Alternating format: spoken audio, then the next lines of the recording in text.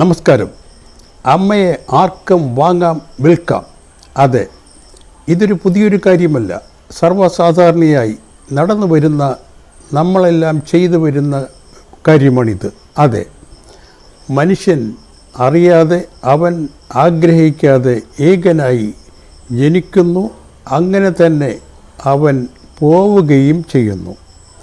അതിനിടയിലുള്ള അല്പകാല ജീവിതം ഈ ഭൂമിയിൽ ജീവിക്കാൻ അവന് കടമ്പകൾ ഏറെ കടക്കേണ്ടിയിരിക്കുന്നു, നേരിടുകയും ചെയ്യേണ്ടി വരുന്നു. എന്തിനേറെ, ജന്മം നൽകിയ സ്വന്തം അമ്മയെപ്പോലും അവന് വിലയ്ക്ക് വാങ്ങാം, വിൽക്കാം. അങ്ങനെ മനുഷ്യരെ വെറുമൊരു അഭയാർത്ഥിയാക്കി മാറ്റുന്ന കപട ജനാധിപത്യം ജനങ്ങളെ കൊഞ്ഞനം കുത്തുന്നു.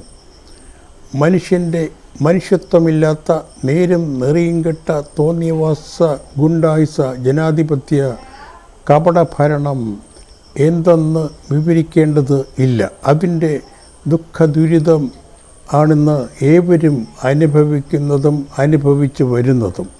ഈ നെറികെട്ട ജനചൂഷണ ഭരണം അവസാനിപ്പിച്ച് ഓരോ മനുഷ്യനും സർവസ്വതന്ത്ര സന്തോഷ ജീവിതം ആസ്വദിച്ചാനന്ദിക്കുവാനാകുന്ന അത്യാധുനിക ശാസ്ത്രീയ ഭരണ സംവിധാനം നടപ്പിലാക്കി മനുഷ്യരിൽ നിന്ന് മനുഷ്യരെ രക്ഷിക്കുവാൻ ന്യൂ ജനറേഷൻ പാർട്ടി ഓഫ് ഇന്ത്യയിൽ ഏവരും അണിചേരൂ.